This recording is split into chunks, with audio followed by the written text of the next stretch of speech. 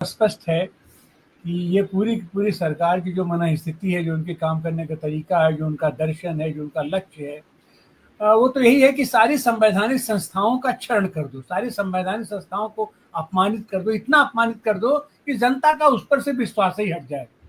एक न्यायपालिका ऐसी थी जिस पर कि अभी भी उम्मीद बनी हुई है, बची हुई है, लेकिन उसमें भी उनके तरफ से लगातार प्रयास जारी है अपने लोगों के माध्यम से और तरह तरह से जो उनके अपने जजेज हैं, अपने वकील हैं, कि इसको भी हम किस तरीके से उस लपेटे में लें।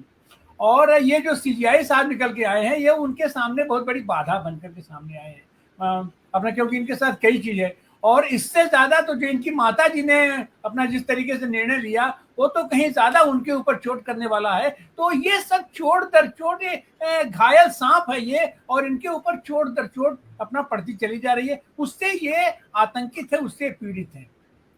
देखिए, सच तो ये है कि ये जो एक नरेशन खड़ा गया कि विष्णु जी के मूर्ति को लेकर के उनके ऊपर इस तरीके की इन्होंने टिप्पणी किया, ये तो नास्तिकता की टिप्पणी है कि जाओ अपने भगवान से पूछो। और हम तो ये कहते हैं कि ये सब चीजें जानबूझ करके प्लान की जाती है नरेशन करने के लिए। जब वो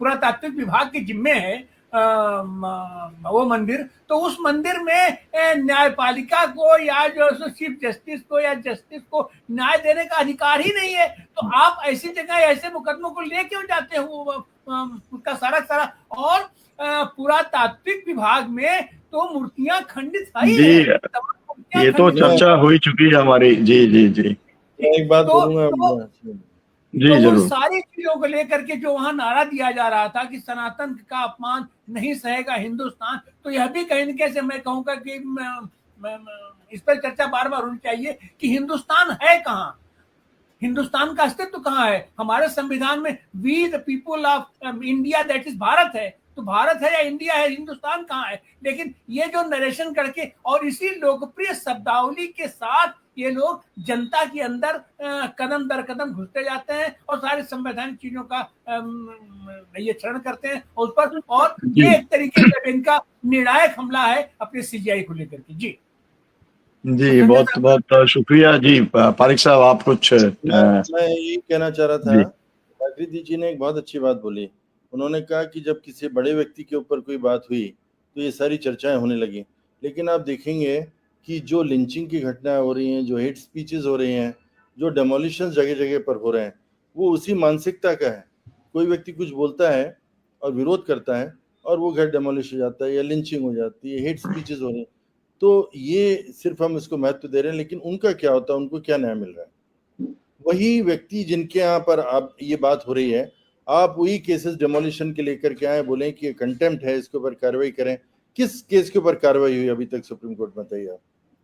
तो इसी यही कारण है कि अगर जुडिशरी वीक होती चली जाएगी तो ये घटनाएं तूल लेती चली जाएंगी। जिस दिन जुडिशरी स्ट्रांग होगी अपने में, तो इन घटनाओं में भी कमी होगी।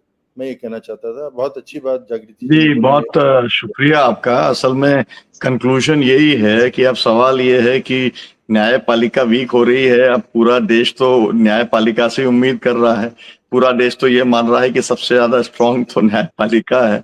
और अच्छा है, मतलब असलियत ये है और सच्चाई ये है कि न्यायपालिका अपने फैसलों को इम्प्लीमेंट नहीं करा पा रही है। हमारे यहाँ तो, मैं ग्वालियर से आता हूँ, ग्वालियर के अंदर बाबा साहब की एक मूर्ति लगनी थी। चीफ जस्टिस जो है जबलपुर में, उन्होंने आदेश दिया था, उस आदेश का पालन नहीं हो पाया। तो मतलब कितनी वीक है ये तो हम दिन रात लगातार देखते ही हैं। जो कोर्ट्स के फैसले होते हैं उसको इम्प्लीमेंट करने के लिए या तो एग्जीक्यूटिव भी साथ नहीं देती है, पुलिस भी साथ नहीं देती है और समाज भी साथ खड़ा नहीं होता है। इस तरीके की पूरी स्थिति है। मुझे लगता है कि इसके ऊपर भी जो है चर्चा करने की जरूरत है कि न्यायपालिका को कैसे मजबूती प्रदान की जाए और उसके क्या तौर तरीके हो सकते हैं। फिर कभी इसके ऊपर बात करेंगे। बहुत बहुत शुक्रिया संजय पारिक जी समय देने के लिए, शशांक यादव जी और जागृति राय जी, डॉक्टर आनंद प्रकाश तिवारी, शुक्रिया, धन्यवाद।